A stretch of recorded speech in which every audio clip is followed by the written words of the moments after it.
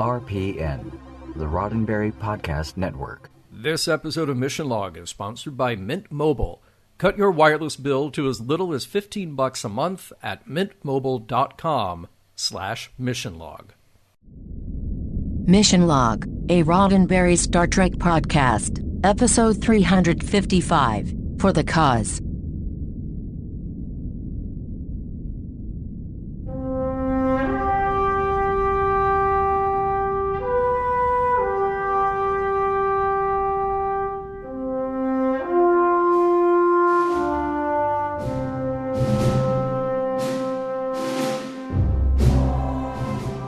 Welcome to another episode of Mission Log, a Roddenberry Star Trek podcast. I'm Norman Lau.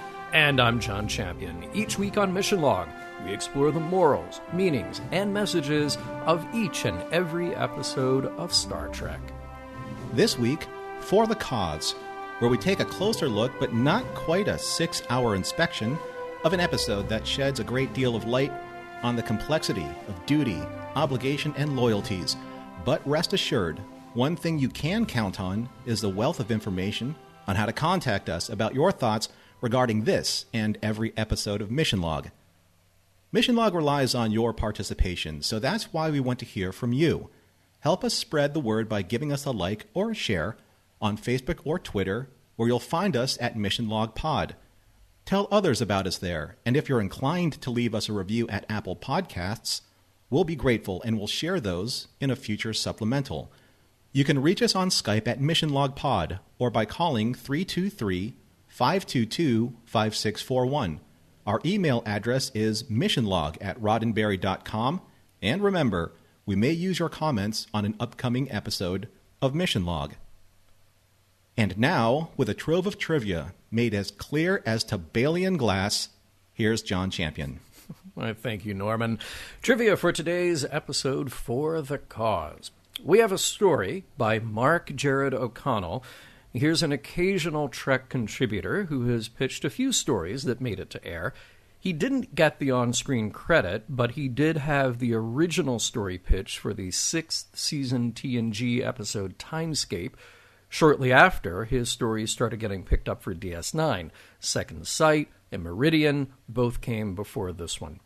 Interestingly, he said that the inspiration for this story was specifically the April 1995 bombing of the Alfred Murrah Federal Building in Oklahoma City, Oklahoma. The basis of that, a homegrown terrorist, when people initially suspected of foreign influence, is what sparked the idea here. Of course, it changed a great deal over time, and the focus of the script went in other directions, and that was the influence of Ronald D. Moore, who gets the teleplay credit here.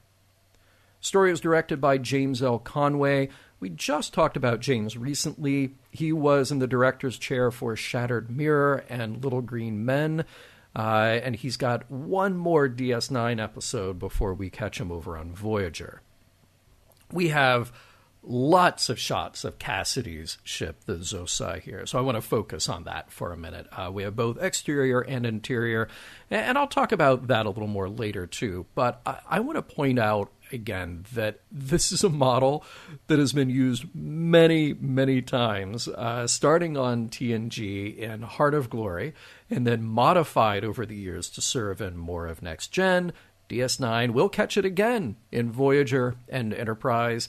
It's a rugged, versatile model built by Greg Jean, and I think the very first time around when we talked about that model, I mentioned in the trivia that he had partly used a model from the V miniseries as a base for this one.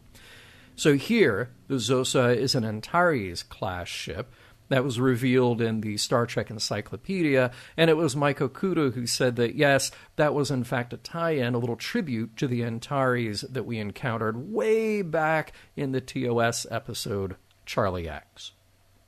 Let's talk about guest stars for a minute. Lots of returning. We've got Penny Johnson back as Kasidy Yates, and we've got Kenneth Marshall as Michael Eddington. There is a bit of trivia about him that I love. The writers said that at the time, fans were suspecting that Eddington was a changeling like Odo. And it was specifically because of that speculation that the writers decided to do the opposite and have him be revealed as part of the Maquis. So that just shows you, sometimes if you fan the flames of a rumor online, the writers will hear it, and they will do the exact opposite just to spite you. Now, we have scenes with a new face on DS9, Lieutenant Reese, here played by Stephen Vincent Lee. Stephen started working in TV in the early 80s and pretty quickly got a recurring role on General Hospital.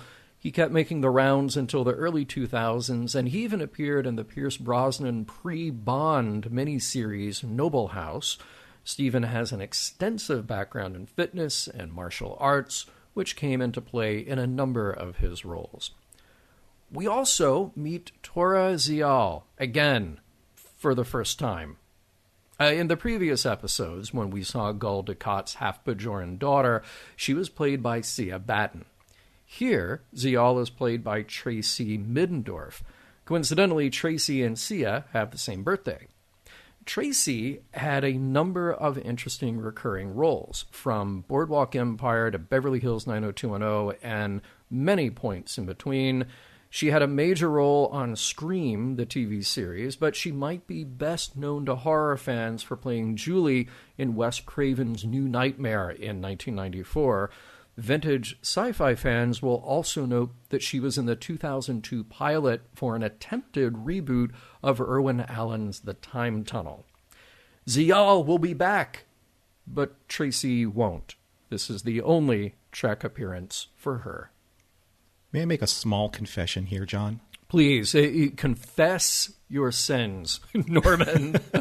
Well, my great sin here, because I don't think I had a chance to talk about Eddington before, is that when I saw him, I had to double take because I knew the voice, but I wasn't quite sure of the actor's appearance at this time, because one of my favorite films of all time is Krull.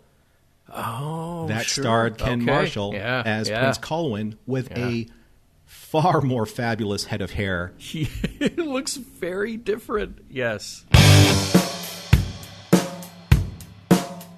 I hate to disappoint anyone who was expecting a Krull joke here. Sorry, I glaive at the office.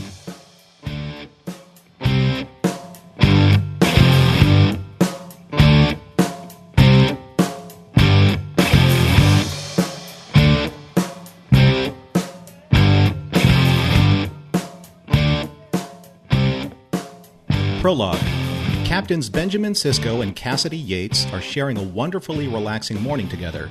However, all good things eventually come to an end as duty calls. More specifically, Kasidy's engineer, who pulls her away from a very persuasive Captain Sisko, who is trying to lure her back to their bed, albeit unsuccessfully. Oh well, the scent of her perfume on her pillow will have to do for now. Later in the wardroom, Commander Eddington is briefing the command staff regarding a very sensitive Starfleet operation. 2 weeks prior to this briefing, the Cardassian civil government secretly contacted the Federation Council, requesting several industrial replicators, to which the Federation has agreed. Security measures have been increased on the station, as there are rumors that the Maquis will try to interfere or even steal the shipment to sabotage any Cardassian foothold in their colonies. Shortly after the crew is dismissed, both Constable Odo and Commander Eddington stay behind to discuss one last piece of extremely sensitive information with Captain Sisko. Extremely sensitive in the fact that someone that he intimately knows may be a Maquis smuggler operating on Deep Space Nine. Someone named Kasidy Yates. Act 1. Reeling from the allegation that Kasidy may be a Maquis sympathizer, Sisko demands evidence, as smuggling with intent to supply a terrorist organization is a very serious charge, one of which Odo is very clear to remind the captain. Armed with only circumstantial evidence at this time to support their suspicions, Odo and Eddington tell Captain Sisko that Kasidy was only recently hired by the Bajorans 5 months ago to ferry cargo to their outlying colonies with an unusual regular stop at a colony on Dreon 7, which would give her time to travel to the Badlands and a possible rendezvous with the Maquis. They also speculate that the Maquis agents are already living on the station and have been doing so in the same time frame when Kasidy started living with the captain. Sisko is appalled by their allegations, however does agree to letting them inspect her ship, just in case. Meanwhile, Dr. Bashir and Garak are taking in a spring ball game. Well, Julian is watching Major Akira play as Garak's attention is directed elsewhere. It seems that Garak has taken an interest in Gul Dukat's illegitimate daughter Ziyal, who is also in attendance and cheering for Major Kira. Dr. Bashir reminds Garak that it might not be a good idea to get involved with Ziyal, the daughter of his enemy Dukat and a very overprotective Major Kira. Back in his quarters, Captain Sisko is preparing for a lovely sit-down dinner with Kasidy and Jake, Bajoran Rotamba stew over spinach linguine. As Jake struggles with a few details for his new novel, like the scent of a Kavarian tiger bat, Captain Sisko sees this as an opportunity to learn more about Kasidy's shipping routes. But with each question, she becomes increasingly evasive, only allowing for Benjamin's suspicions to grow. Act 2. After several passengers leave the turbolift, Garak finds himself uncomfortably alone with Ziyal, who is also somewhat disquieted amidst their tense and awkward silence. After a somewhat disarming conversation, the two part ways and Garak is relieved to live another day.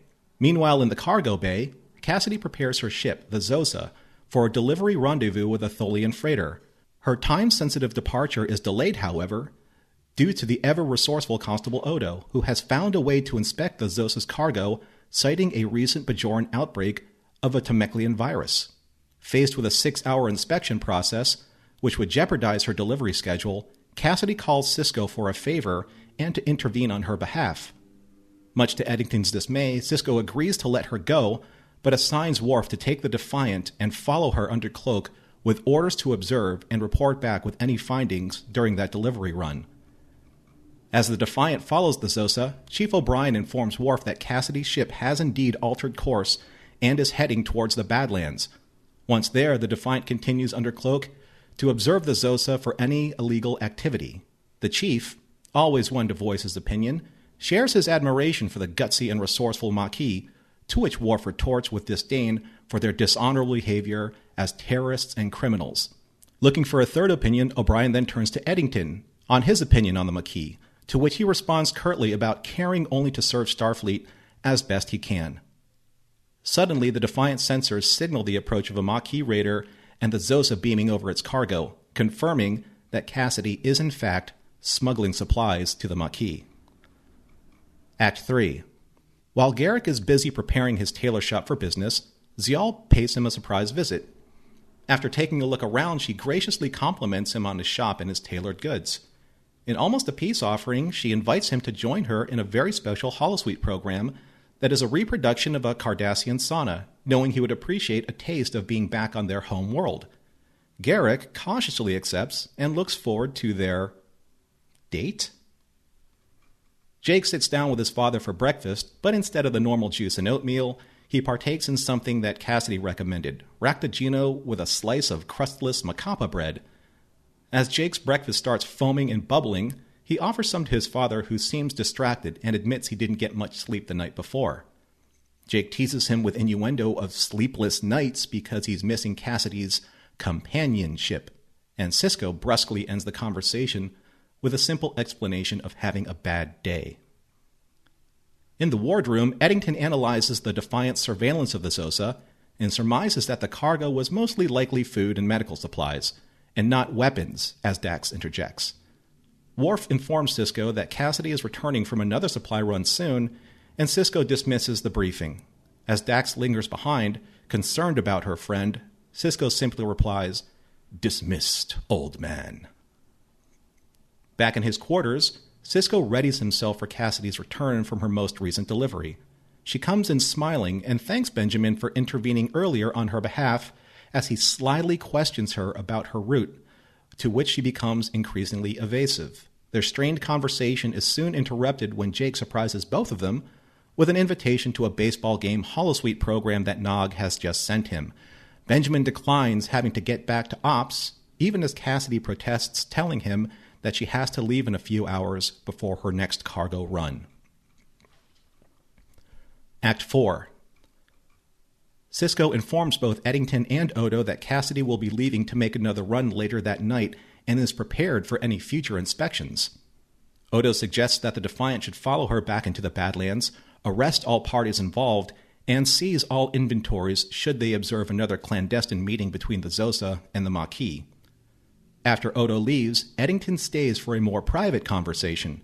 He tells Sisko that he would rather stay on the station and oversee the incoming delivery of the Federation replicators, instead of being responsible for Kasidy's safety, if a violent confrontation broke out between the Defiant and the Maquis. Sisko understands what Eddington is alluding to and agrees to take command of the Defiant himself. Sisko catches up with Kasidy as she's preparing to leave, feigning interest in the final score from Jake's holosuite baseball game. He then impulsively invites her to leave with him immediately for a spontaneous trip to Ryza. Kasidy declines as she states once again that she has another time-sensitive delivery to fulfill. Once she leaves, the Defiant trails her as planned into the Badlands and waits. Meanwhile, in Garak's shop, Quark is giving his tailor quite an earful, as Garak is far too distracted in properly fitting out Quark's new suit. Major Kira comes storming in and slams Garak up against a wall, making it very clear that if anything happens to Ziyal, he would live to regret it. As she leaves, Quark and Garak discuss the finer points, or perhaps dangers, of Garak's upcoming date with Ziyal. Date, or untimely demise? Back on the Defiant, 5 hours have passed with no sign of a Maquis ship, and Odo points out that terrorists don't work this way, even if Worf suggests that the cargo may be so valuable as to wait and risk being discovered. Odo then realizes that the Maquis may already have what they wanted, namely the Defiant and specifically Sisko, lured away from Deep Space Nine using Kasidy as bait. Taking the initiative, Sisko and company decloak and beam over to the Zosa. Kasidy feigns ignorance, but Sisko forces her to drop the ruse, especially if the station, and especially Jake, are in danger of being attacked. Kasidy confesses that the Maquis told her she was to wait and deliver the medical supplies no matter what. Sisko then realizes that this was all an elaborate plan orchestrated by Eddington, who has been left in charge of the incoming Federation replicators.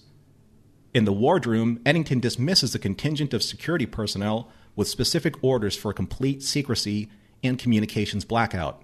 And as Kira reports in as per his request, he informs her that he will be taking command of the station, stunning her with his phaser and locking the door behind him. Act 5.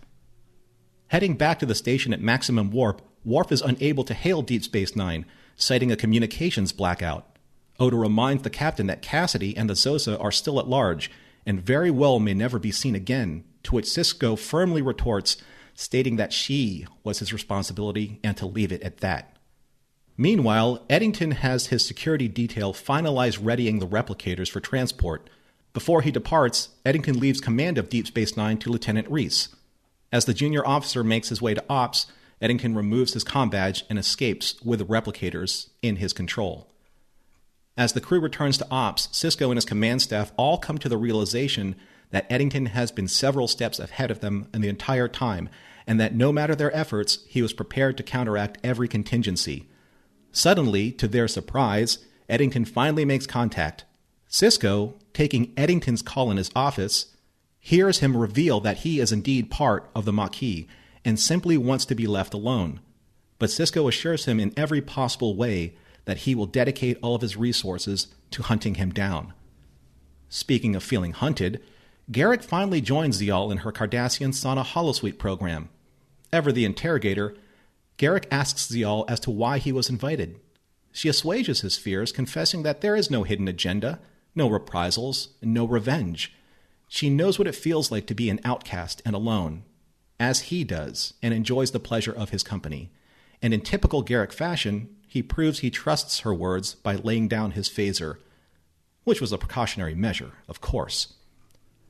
Surprising everyone, especially Captain Sisko, Kasidy returns willingly to Deep Space Nine after leaving her crew behind on a Maquis base so they wouldn't share her eventual fate.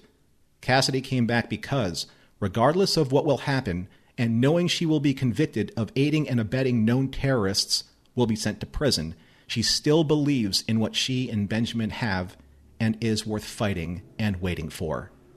The end. All right. Hey, look, no place to start like the beginning, so I feel like we have to go back to the very beginning. We open, as you said, with this intimate scene in the Sisko quarters bedroom. Ben and Kasidy, and I was surprised to read that it was a big deal to have them in bed together. I mean, this is the mid-'90s. It's not the mid-'60s anymore. And, we've had, even in the '60s, so we had Kirk pulling on his boots in wink of an eye. We know what just transpired there before he pulled on his boots.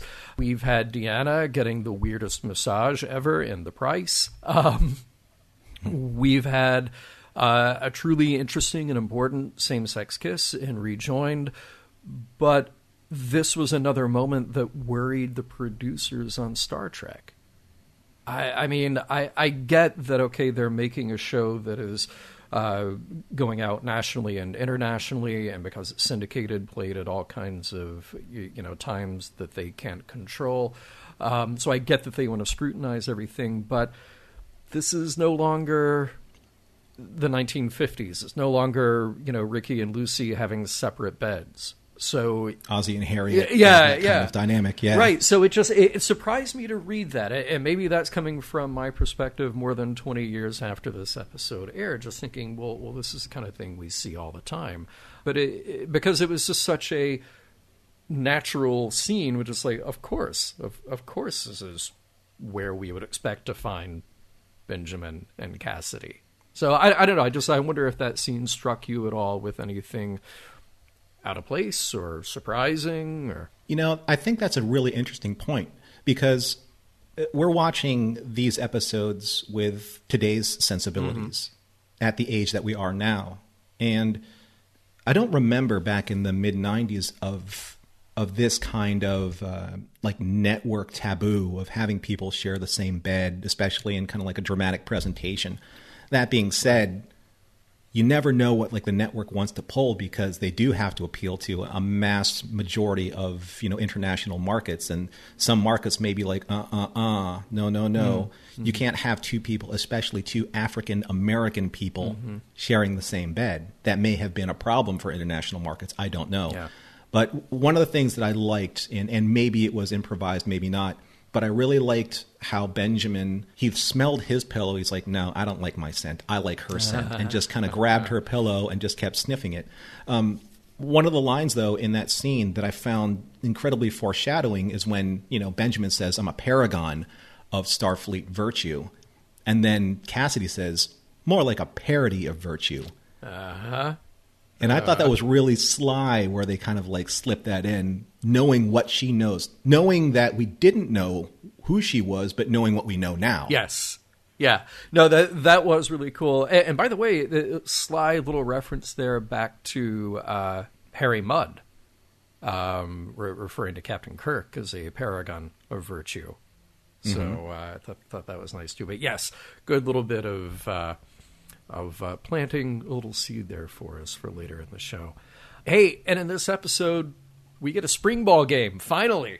Finally, we get a spring ball. And as suspected, it's pretty much space handball. I mean, so look, I'm not a big sports guy before, but I do like it every now and then when a sci-fi show invents its own sport. Like, surely you remember back in the day on the original Battlestar Galactica, you had Pyramid.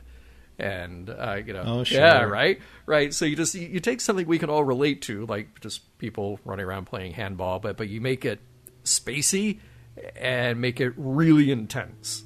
That's the trick. Anytime you're going to do sports in sci-fi. The great lamentable fact is that we did not have Patrick Maney's Count Ebly influencing the pyramid game. Yes, right. Yes.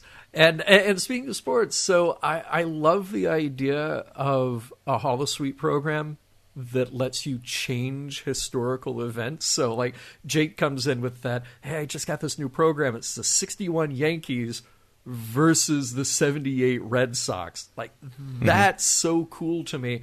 And again, being somebody who's not into sports, I can appreciate it, and I could see using that technology for what I want. Like, I could have Elvis opening for Queen, or I could have the 1964 Beatles opening for the 1970 Beatles. That I could just make my own show like that. I think that's so cool. That's the cool thing about like the potential of holodecks. And I think that it was kind of like speaking to the kind of like the gaming culture at the time, because back then, like when Madden first came out or when NBA All-Stars came out, you could actually pit like superstar teams, like the 1972 Dolphins versus, say, like the 1978 Steelers. Both were like at the top of their game. They obviously would never played each other, or you could put like the 90s Chicago Bulls versus the 80s Lakers. It's just, it would be cool to see like these fantasy lineups. Yeah. Because you can do it in holosuite programs. But here's what's so interesting about that. It's like, okay, you could feed all that information into a computer, right? You could take the stats, the history of a player. You can like pump that computer full of information, and it could do a pretty good simulation based on who has what strengths and weaknesses. However, that computer would also have to be smart enough to throw in random things. Like, one of the interesting things about a game is that, you can have a lot of very talented people playing, but you can't control for certain random events. Somebody could twist an ankle. Somebody could, accidentally miss because somebody jumped in front of a ball or whatever. Like, there are all these little random moments that then the computer could basically throw that game by laying out these, a bird could fly by and distract a player from doing something, Yeah.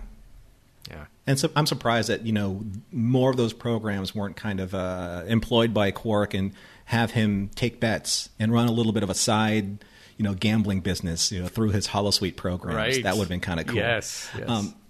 One of the things that I thought was interesting, though, watching the spring ball game, and it's because I literally track every single scene that Garak's in, because you know how I feel about Garak. He's amazing, yeah.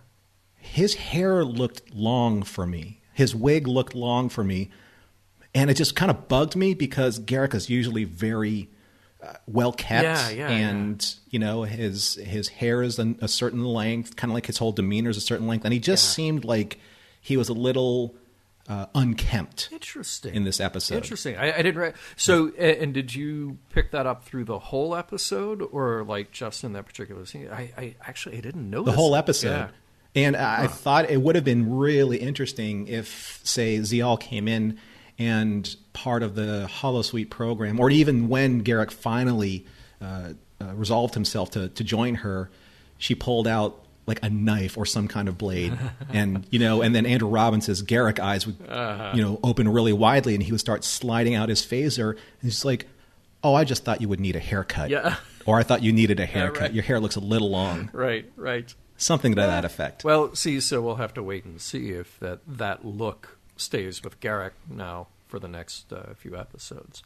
I do have my writer's hat on. By the way, this is my legitimate writer's hat, my Detroit Tigers hat. By the way, so I, of course, always have to point out the food. What Sisko is cooking looks terrible. It looks like one of those recipes from the 1950s for like a gelatin salad or something that shows up on the internet somewhere. If you don't know what I'm talking about, go look up the Gallery of Regrettable Food, and you'll just waste an entire day there. Guarantee you will love it. But Jake's Ractagino and bread, that is fun. I would totally be down for that. So, whenever Star Trek Las Vegas opens up again, one of the bars there should put that on the menu and just see if people get it. Yeah. Yes. Like you and I would be sitting down and talking about, whatever we're going to talk about on a panel. And then we would have our, I guess it was some type of biscotti and hot chocolate. And then just kind of, I don't know, put like an Alka-Seltzer tab in there and just having foam. There's got to be a way. We were like, oh my God, they're having Jake's coffee. Yeah. So I enjoyed Jake's coffee moment. There was Ractagino moment. But that moment at the end with Ben grabbing Jake's hand and a little talk about this is important.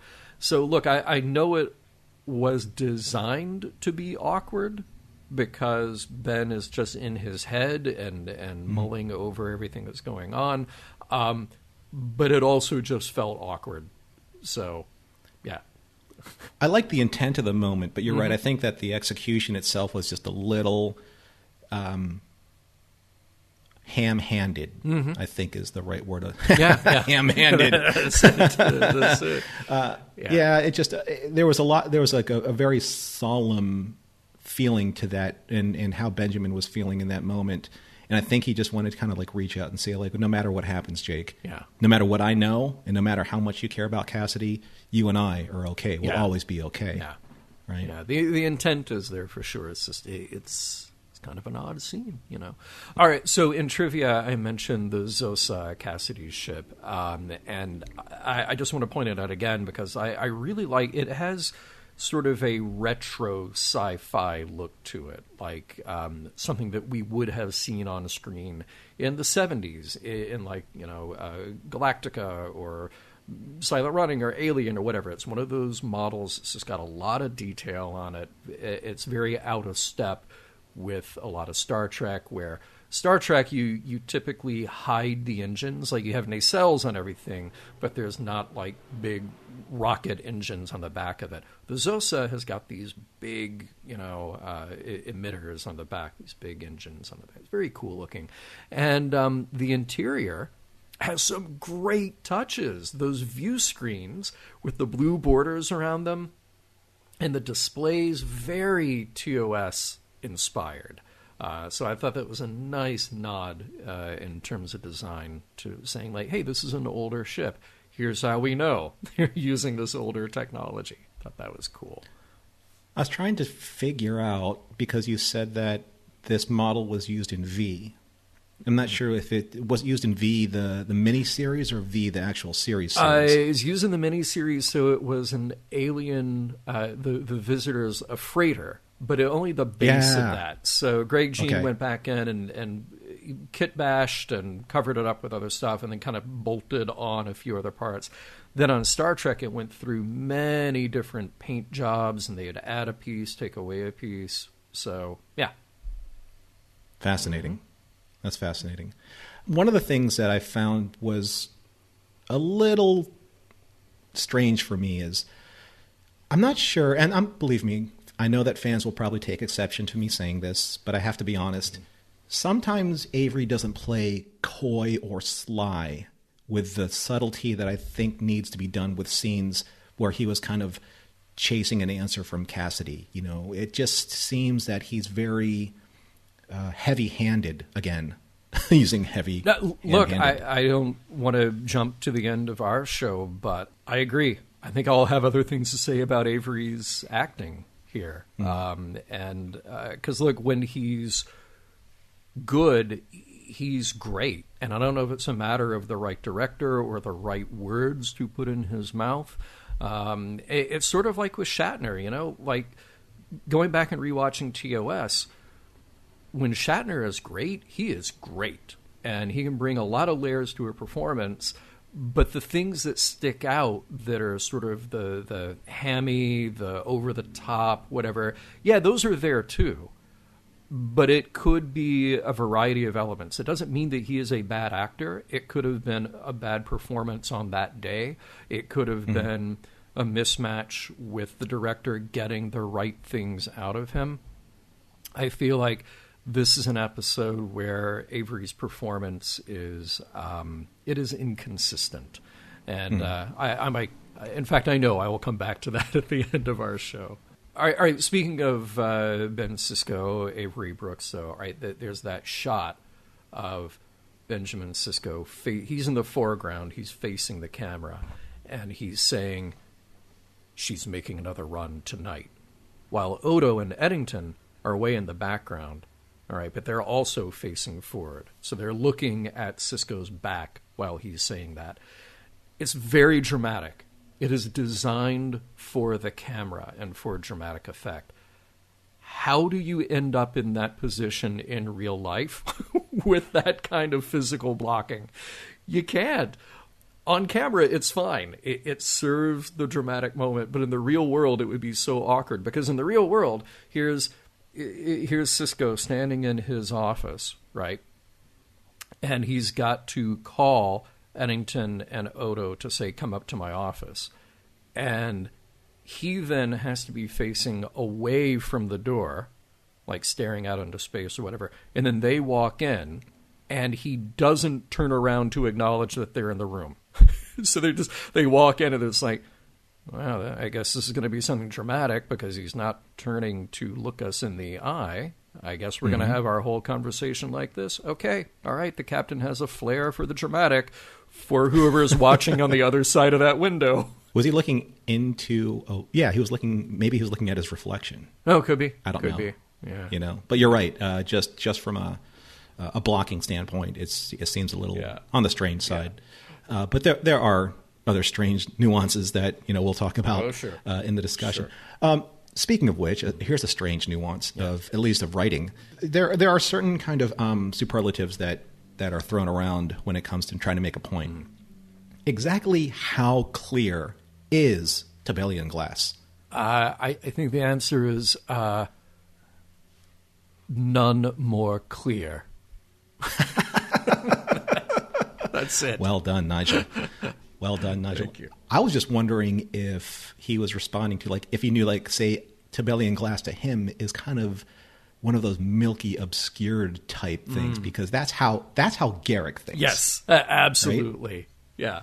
So you could be making your point, but Garak's like, okay, this is how I see it. So sure, your point's being made, but here's how I'm going to handle this. Obfuscate whatever possible. Yeah, exactly. Yeah. I love the small bit of quark that we get because he's just giving Garak what for. It's like, my collar's too short, my lapel's too wide, my shoulders are too high. Oh, and now my pants are too short. Right. And what a nice way to actually use quark in the episode, where really he isn't called for, but that was nice. And I love his direction to Garak. Just make it good. Yeah. Oh, sure. Make it good. Of course. It's like to any designer or anyone who works with a customer. It's like, can you just make it look a little bit more, I don't know, like clearer, glassier? Could you make that glass a little bit more clear? A little more Tebelian, if you would. A little bit more Tebelian? Yeah. Oh, sure, of course, because why wouldn't I want to make it Tebelian? Is Garak armed when he has lunch with Julian? I have so many questions now.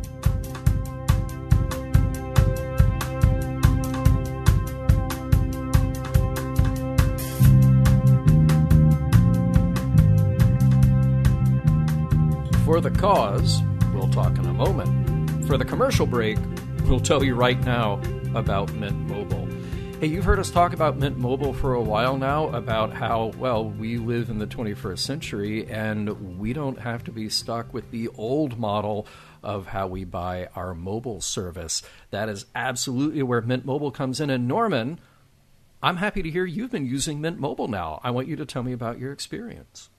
I have been, and it's been actually really incredible. One of the things that during this whole COVID lockdown is a lot of us have been taking a look at, kind of like our outbound expenditures and to see where we can make some savings. And looking at my current or my former wireless bill, it just seemed that I was paying a little bit too much for the same type of service and the same type of data quality that I would get from Mint Mobile service. So when I took a look at the packages and the sheer clarity of how I'm managing my data, it was really kind of a no-brainer choice. So, and it was very easy. It was really, really easy to switch over, aside from some of the, account closures from my previous service. But once I got my new SIM card, I was able to pop it in. I was able to get right onto their app, which is very easy to use, very clear, and very easy to navigate. And now I'm in complete control of my data the way I want it, with the kind of price that I can now sustain, because everything's changed in my budgetary life and in my needs. So it was probably one of the easiest transitions I've ever done for myself when it comes to choosing my wireless service provider. Absolutely, man. It's kind of the beauty of it. You get to pick and choose how much data you want. You get to pick and choose the plan that works for you, and you are in total control of it. You mentioned that app that allows you just immediate access to do whatever you need, and you keep your phone and you keep your phone number. And very important to know, if you're not 100% satisfied, Mint Mobile has you covered with their 7-day money-back guarantee. So to get your new wireless plan for just $15 a month.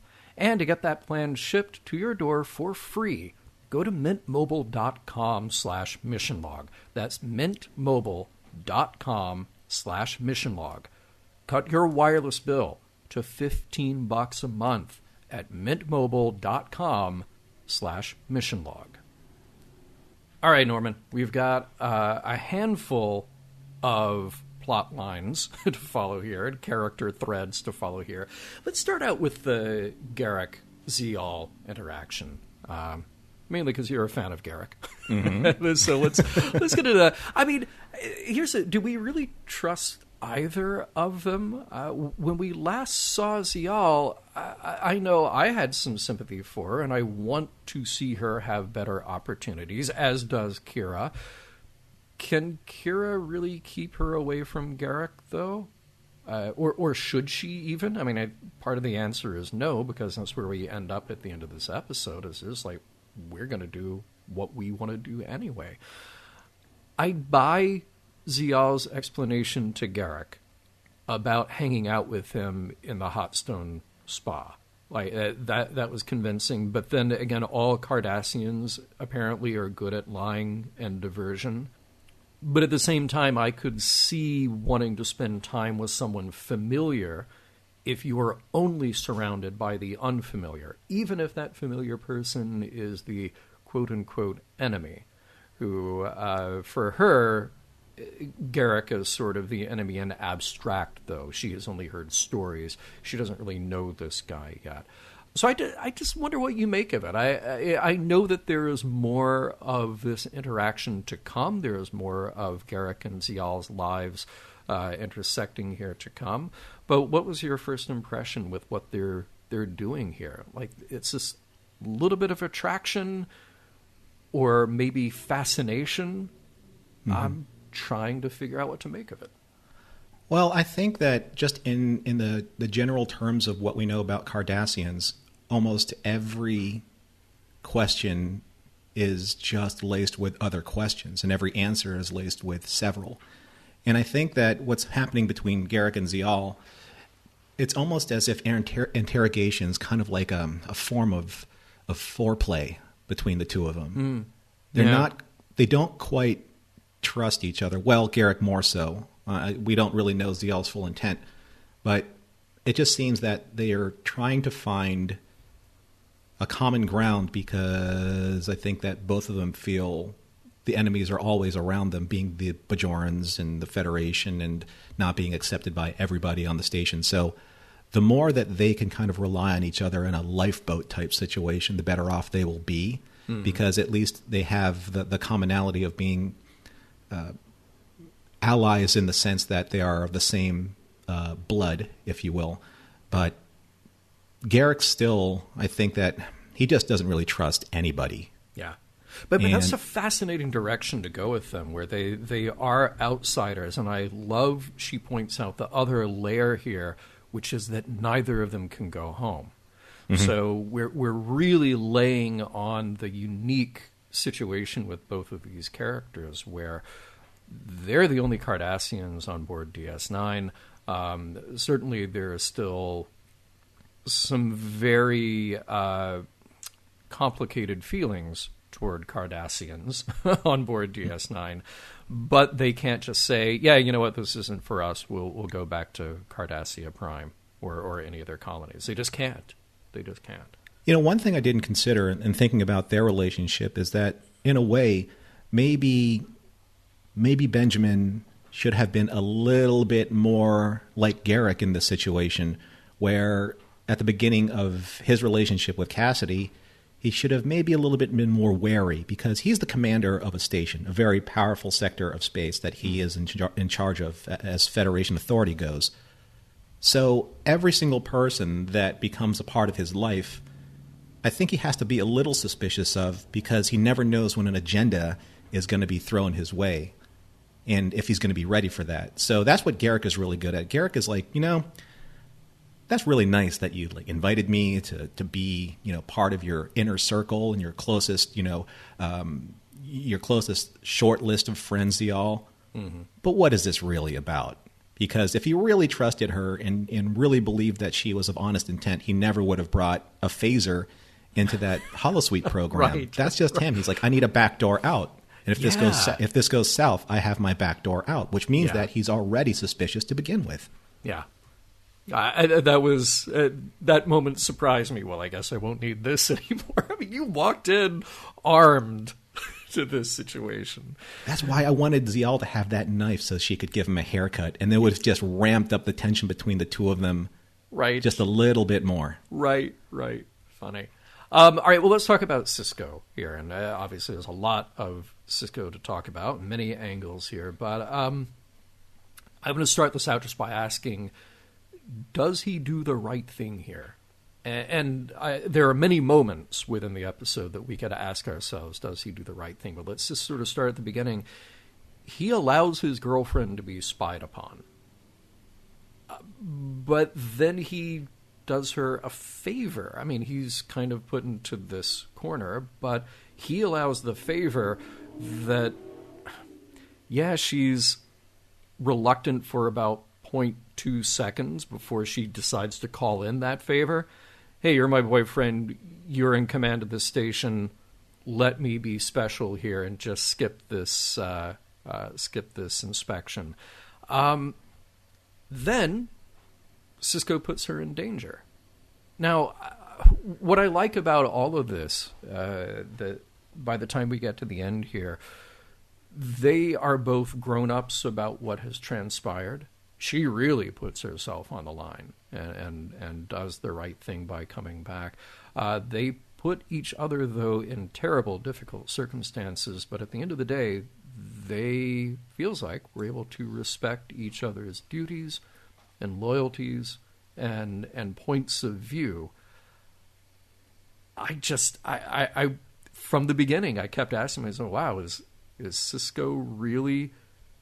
Is he really approaching this the right way? Or does he just need to come clean with her right up front and say, as soon as he gets this bizarre-sounding news from Odo and Eddington, just come right up to her and say, hey, this is the accusation. I hope this isn't true. We need to get to the bottom of this. Yeah, there was a really good opportunity here for, if the performance was drawn out of him a little bit more, for those kind of suspicions to be played against each other, asking her questions that she would kind of in turn ask a question back and just say, like, why are you asking this? Why wouldn't I ask you this? Well, because you said this. Well, because you said this. There would have been a lot of more forced tension between the two of them. The one thing, though, that I have a question about, and it's in regards to what I said earlier about that line where she slipped in, the parody of virtue. Yeah. From the moment that she came on board the station, has she been playing Sisko this entire time? I wondered that too, and I do not know the answer or where I fall on that question, but I asked that of myself, just like I asked of myself about Eddington. Like, how far along did his sympathies start to go toward the Maquis? Is this something brewing for a while, since the beginning, or is this a newer thing for him? But I asked myself that about Kasidy. Was this just convenience that, oh, look, here's DS9, here's my in? I don't think she's calculative like that. But if this is a secret she's been holding for a long time, well, that certainly adds another very complicated layer to their relationship. What do you think? Well, it's a very interesting concept that Kasidy may only know just enough to be the bait for the Maquis. Because as far as we know, or as far as we've seen, the Maquis, as ragtag of a freedom-fighting unit as they seem to be very compartmentalized, and they have different layers within their structure. Obviously, Cal Hudson, which we saw way back in the Maquis, the title specifically, we saw that there are different factions within the Maquis and different layers of their organization. Kasidy very well may be just an unsuspecting smuggler and under their employ at a certain level at just the very surface of the Maquis. So if anything ever happened to her, she really doesn't know anything, and it's true. if she was ever, say, Vulcan mind melded for information or chemically coerced to inform. She only knows that they contacted me, I'm supposed to deliver these goods, and that's it. But because of the law and because of the way that Odo and Eddington laid it out for Sisko, if she is in fact smuggling goods to the Maquis, she is aiding and abetting a terrorist organization and therefore must suffer the penalty. But at the same time, though, she knows that she's delivering goods to the Maquis. So, in a sense, she is part of their plan knowingly and willingly. And did they use her to dangle in front of Jake as bait to introduce him to his father and then create this relationship, which now she can use as leverage when she needs to? Yeah, right. It's a very sticky wicket you are dealing with here. There's many, many layers of complication on top of that. Yeah, I don't know what the answer is. I don't know how deeply they thought about this, but look, there's more to come. Obviously, we haven't seen the last of Kasidy Yates. Sure. Now, I want to talk about another aspect. There are many aspects of this episode. This moment of Miles challenging Worf about the motivations for the Maquis. You liked this scene. I think you actually tweeted something about it early on. Very good scene. This is a very Star Trek thing. We have to be able to look at the supposed enemy as people who have their own reasons, who are probably doing what they think is right. And that's the way to understand the situation, even if you disagree with it. Now, it is a good bit of diversion to have Eddington in that same scene say he doesn't have an opinion, he just does his job. Mm-hmm. But then that's kind of a scary thing, too. It's not an indulgence to ask yourself why you're doing what you're doing. There is a moral and ethical component to every order that's given, every mission you're a part of. If you ignore that, you will likely do something unspeakable at some point. But I want you to talk a little bit about that moment with Miles and Worf, because I thought that was a really strong moment. It was probably, for me, the standout moment of the episode. Absolutely. I love this scene because I like it when there are three options involved or three opinions involved, because Miles, we've from studying Hard Time and from understanding Miles as kind of like this layman workers, non-commissioned officer, he sees things differently. He's not completely polished in that Federation officer's sense where Starfleet has their orders and we must uphold those orders to the nth degree. That's Eddington, and I'll get to that in a second. Miles just understands that, you know what, they're just trying to eke out a living. They're just trying to survive. I get that. I understand that. Counterpointed by Worf, it's like, they're thieves, they're terrorists, they're criminals, must be punished. Okay, Worf, I'm sorry. I just really don't love that aspect of his response because it's so black and white, and I think Federation officers should be better than that because it's like, in Return of the Jedi, it's like if only Sith deal in absolutes. And Worf, he has had already his share of understanding what honor really means or the interpretations thereof that he's been exposed to.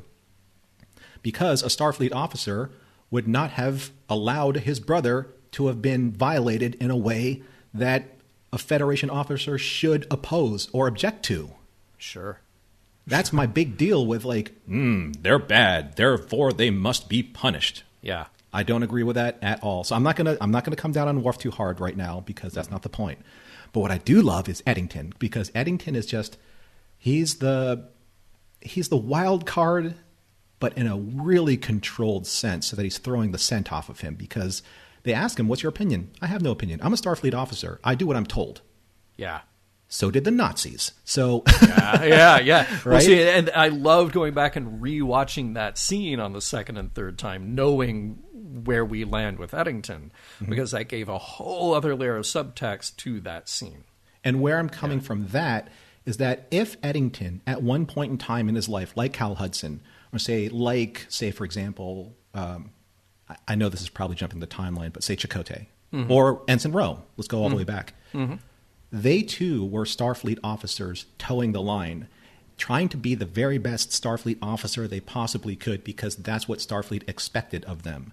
Never questioning an order and watching people under the Federation's protection suffer because they were following orders. They were not individuals. They were parts of a machine that they no longer agreed with because they are moral people. Right. They can't stand aside and let people become unjustly treated as the Maquis or those Federation colonists were because of what Eddington said about you want the Federation to have the Cardassians in your organization so badly you're willing to sacrifice your own citizens to do so. Mm-hmm. And that's not right. And I agree. I agree with what the Maquis is saying. Mm-hmm. Maybe not necessarily the way they're doing it, but I agree with what they're fighting for. And I like that the chief acknowledges that. Yeah. Yeah. Yeah, I mean, that is an interesting thing here, and I like this complexity of the Maquis because they are acting from a place of their sense of morality, not simply like, well, this is wrong, so we're going to fight about it. No, it does come from this much more layered place. So, and I can't speak to the fact of episodes that will come because I can't. Obviously we're not going to jump the timeline. I'm only talking about the Maquis as I know them from when they were introduced to now. And like Eddington said, and he was very clear about it, and I'm glad the writers were clear about it too, when he confessed to Sisko, like he goes, look, we haven't targeted you. We haven't done anything to you, to the Federation specifically, because we're Federation also. Mm-hmm. We just want to make sure that we're not getting left out in the dust because you're compromising to add our enemies to your Federation. And we can't abide by that because you're leaving us out to die because of you wanting to expand your influence with our enemies. So what does that do to us? Where does that leave us? I mean, who's going to fight for us if not ourselves? One last thing when it comes to Eddington, and I know that from doing online research that Eddington is going to be a more prominent figure later on. What I like about his and Sisko's relationship is that at least Eddington is coming from a point of logic where he says, I'm doing what I need to do because the Federation doesn't have our interests involved in their negotiations with the Cardassians. Sisko basically said, I'm going to hunt you down with everything I got because he doesn't say like you are committing crimes against the Federation per se or outlines how many atrocities that you have created against the Federation, of which there are none, which Eddington speaks of. I think it's just because he's so mad. Sisko is so mad that he's been blindsided at every turn this episode. Blindsided by Kasidy, blindsided by Eddington, blindsided by his own feelings and being maneuvered into doing things he didn't want to do because he trusted people, and maybe that was the distraction the Maquis was counting on. And he knew it. He even admitted that I'm to blame. I'm to blame for the Federation replicators. I'm to blame for everything. And it's so hard for him to swallow. Yeah. It's so hard for him to accept. And maybe that's the point of a captain operating under isolation of his own feelings. Yeah, and I think that was an interesting place to land here because, and maybe we'll get into it the next segment a little bit, Eddington is going through his diatribe, his grievances with the Federation. And Sisko doesn't even bother to try to refute any of that. He's just like, in order of importance, yeah, you betrayed the Federation, but you betrayed me. So now I'm going to come after you. I just want to see you in a penal colony, growing old there. It becomes personal, and I think Sisko's got a lot of personal stuff built up over this episode, but he doesn't even attempt to refute any of the problems that Eddington outlines. What a heavy episode. I have a spin-off idea to lighten the mood, a Star Trek comedy called Those Wacky Maquis. No?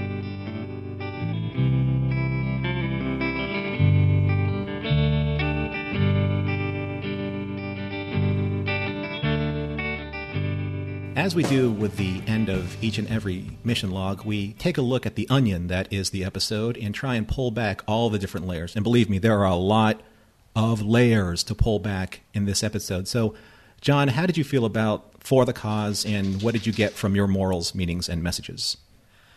I mean, look, overall, this is a good episode. It's a good slice of the overall DS9 plot threads that they've built up, and they adequately, I think, actually very nicely build suspicion and tie it into some personal drama as well. All that said, I don't think it's a particularly amazing episode. We do get a plot twist, certainly, with the big reveal about Eddington. We get another plot twist with the reveal about Kasidy, and then I think seeing her morality on display at the end by turning herself in. But this is a heavily plot-driven episode, which is fine, but I feel like maybe when you're doing a heavily plot-driven episode, there isn't as much to sink into here. They just are sort of spelling things out for you. Now, we are in the morals, meanings, messages. We are going to get to some of the stuff here about the Federation, so that's definitely something to chew on. But I have a little mixed feelings about this, and I have to say it because we brought it up earlier in the show. I'm not a big fan of Avery's performance in this one. It's very uneven. I would say one of the highlights is that send-off that he gives to Eddington over the view screen. I think when you give Avery / Benjamin Sisko a powerful moment, giving the speech, putting somebody in their place, he's great at that. We've seen him do it. He was terrific dressing down Worf. He was terrific at all these other moments like that. But this episode also calls for some very personal stuff. And there's a wide range of him sort of being vulnerable and loving, and also kind of lightening the mood a little bit. And you pointed out that scene where he comes in to tell Kasidy, hey, we should go to Risa together. Yeah, by design, that is an awkward scene, but I think his performance of it makes it even more awkward. Just like that scene at the end of Breakfast grabbing Jake's hand. Like, the intention of that scene is there.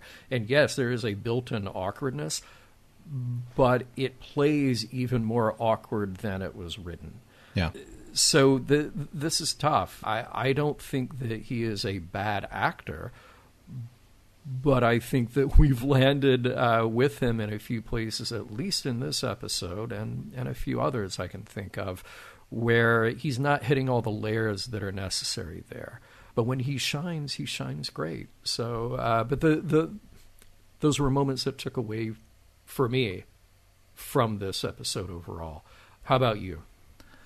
Well, I think it's kind of sounding like a broken record when it comes to my comments, especially how the episode holds up, because I'm going to kind of give the standard boilerplate given answer of it's a very well produced, very well polished, well written.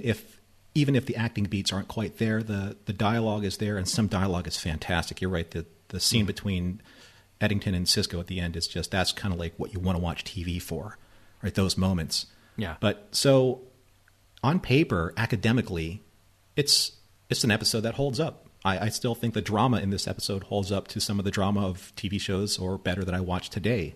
However, I think that there is a lot of exposition that's going on, which it falls into that George Lucas type of storytelling where I want to put so much information, either visual information or writing information, into a very constrained and constricted narrative because I only have so many episodes left or so many movies to work with that I'm not going to spend a lot of time trying to get the emotional context from your performances. I just need you to get that on the plate so I can serve it and move on. 80% is good enough. 20% where the real subtlety and nuance comes from, where it really sells characters, that's kind of left on the cutting room table or never actually made it on screen to begin with because they need to move this story along. Which brings me to another issue that I have with the season so far is that we have seen so many filler-type episodes where you could have added in more subtext to Eddington, more subtext to Kasidy,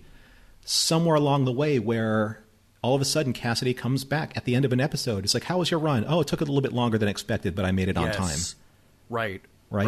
Now, I know that contractually, actors have so many appearances and they're paid on those appearances or minutes on screen. I get that. But I wish that they would have factored that into the overall serialized arc, which is Deep Space Nine's strength right now, to plant those seeds to where you either believe or you are suspicious of their motivations by the time it reaches this moment, because it would just make those scenes pay off a little bit stronger and give more momentum to the last couple of episodes that we're going to cover, because we are coming to the end of season 4 fairly soon. I think 3 episodes from now. Yeah.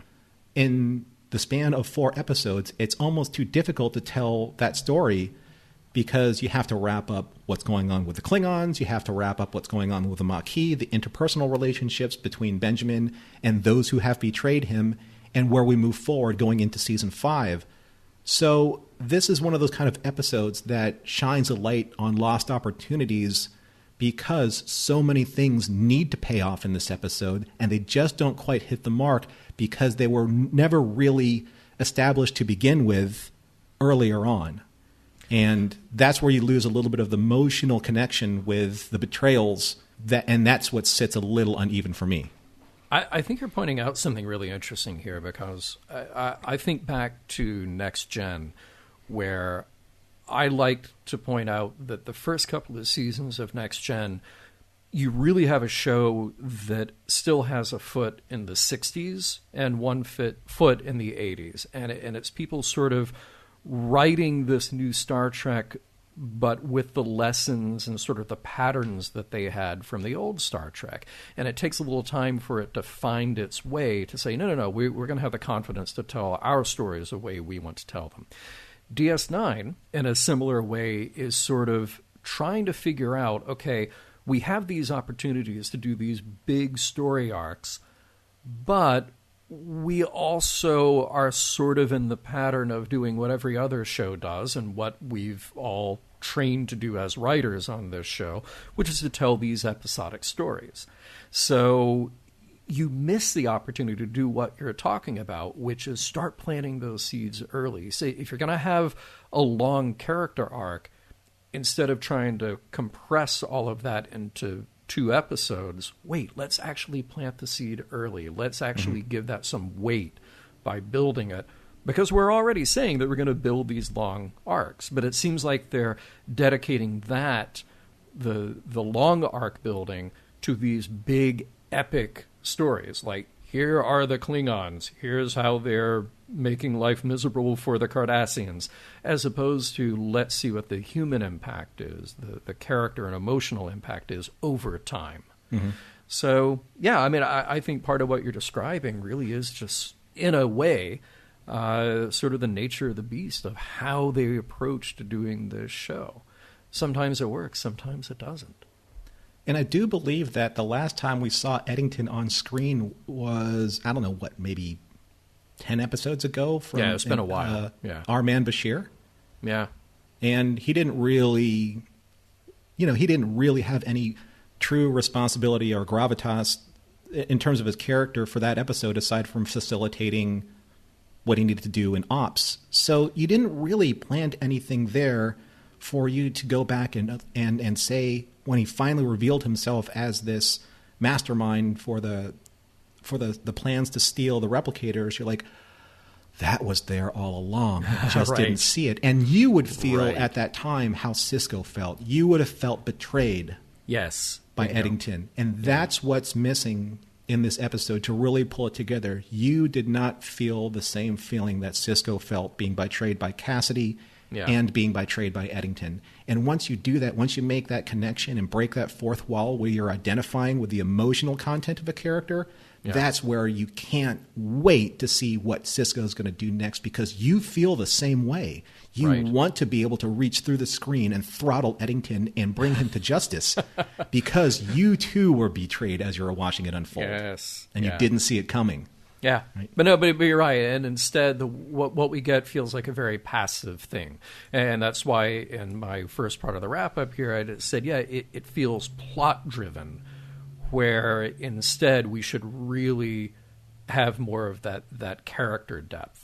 It's not that it isn't there. It's just that it doesn't necessarily feel earned all the time. What you're describing is a way to really earn it. Let's talk about morals, meanings, messages. What do we see here?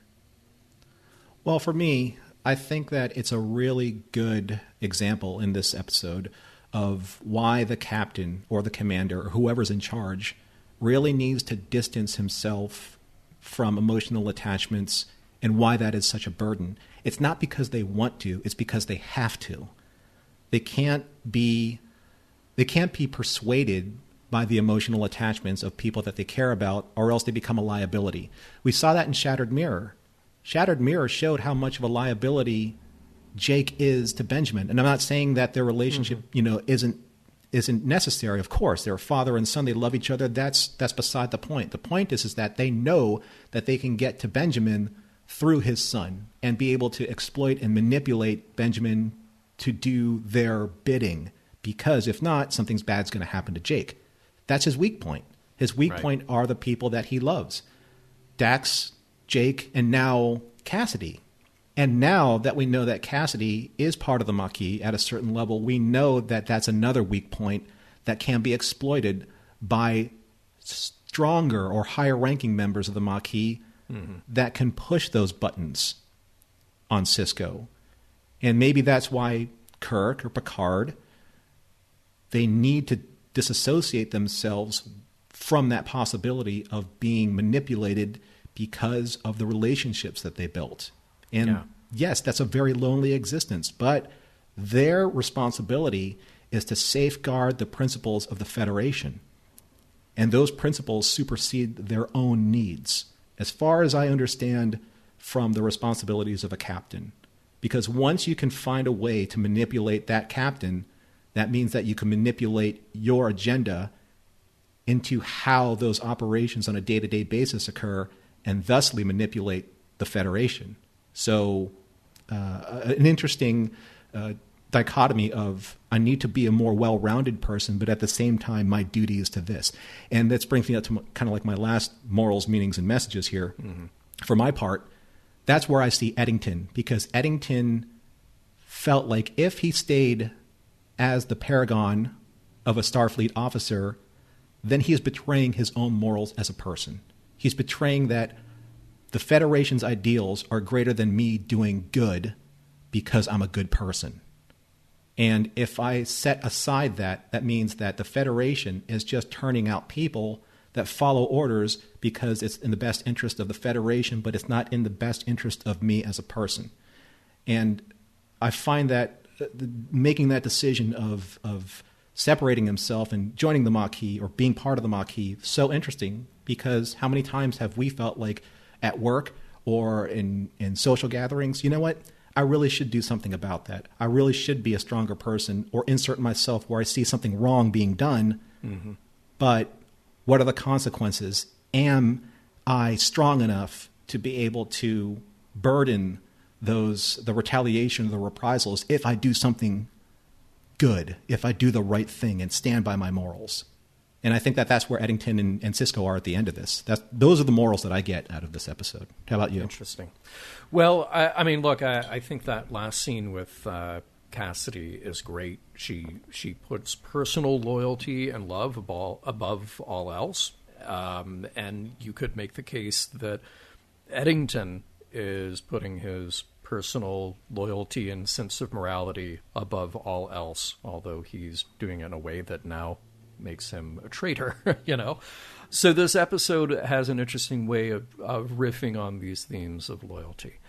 I think where I'm going to have a big challenge with this episode in terms of its morals, meanings, messages, is that this sort of goes into the pantheon of DS9 episodes that constantly explore this discord in paradise. Because DS9 loves to show the cracks in the Federation and those who are marginalized or done wrong by them. Now, I get and I appreciate the nuance and the depth of showing the why for people like Eddington. And I think the Maquis, it isn't just sort of a haphazard, like, oh, let's create something to stir things up with the Federation. Like, no, we're actually giving them a moral point of view that's very interesting here. But at the same time, here's DS9 again, with that exchange between Eddington and Sisko. In my head, hearing it as, this whole idealism thing with the Federation, yeah, that's for the birds. That's part of the message that I get. And DS9, again, pats itself on the back for revealing everything wrong with the Federation and those gullible rubes who keep living under it. Even Sisko, like I said before, he doesn't refute anything that Eddington says. At that point, the anger, the betrayal, the hurt, it's all personal. It's just like, I don't care why you're doing this. I don't care what you think you're getting out of it, but now you've hurt me. So now I can't wait to see you punished. And I will do everything I can to get us to that day. And it's sort of, it's brushing off. It's like, yeah, regardless, whatever it is you just said about the Federation, yeah, I don't care. Well, I think somebody should care. Because this is another one of those points where DS9 really wants to telegraph to the audience, look how different we are, look how this is not the Star Trek that you know, and we're going to dismantle all the things that we think make Star Trek tick. So I appreciate and I like where they're going with a lot of these deeper character traits. I wanted somebody to stand up and actually say, like, maybe it should have been Miles. Maybe it should have been, I think, Sisko at some point, to say, hey, look, there might be problems with this Federation and Starfleet that we live under, that we have applied our loyalties to, but we can actually work to make it better. And the right answer isn't necessarily then to take up arms against it. Mm-hmm. So, but look, I know we have more DS9 to go. John, the more I think about it, and as much as I love the scene with Miles and Worf and Eddington talking about their opinions on the Maquis, I really do think that at the very beginning of this episode, that exchange of dialogue between Sisko and Kasidy really set the tone for, I think, the intent of this episode when he said, I'm a paragon of Starfleet virtue. And she says, no, you're a parody of Starfleet virtue. Yeah. Was that just a one-off piece of, flippant writing in her response? Or was it really kind of the writers planting something more in the minds of the audience that when you finally come back to it, as we are, she is kind of thumbing her nose at Benjamin's trust? I don't think anything here is done in a flippant way. I think very often the writers want to make sure that they remind you and me and everybody else who's watching, this is not the Star Trek you're expecting, and we're going to pick apart and reveal all the problems with the things that you think make Star Trek tick. So we'll see where we land. Mission Log is produced by Roddenberry Entertainment. Executive producer Rod Roddenberry. Our website and your opportunity to comment and connect with us is missionlogpodcast.com. If you'd like to support Mission Log directly, you can do so at patreon.com/missionlog.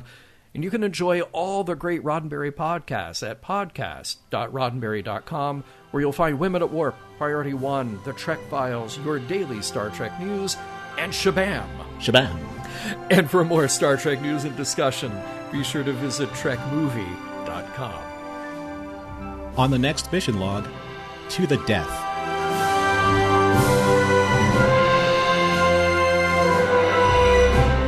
Some of the music for Mission Log provided by Warp 11, online at warp11.com.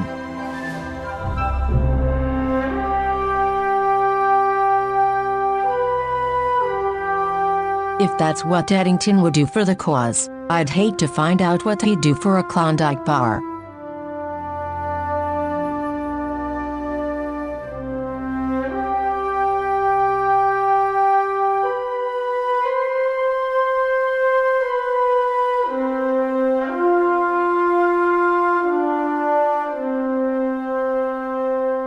End transmission. Podcast.roddenberry.com, the Roddenberry Podcast Network.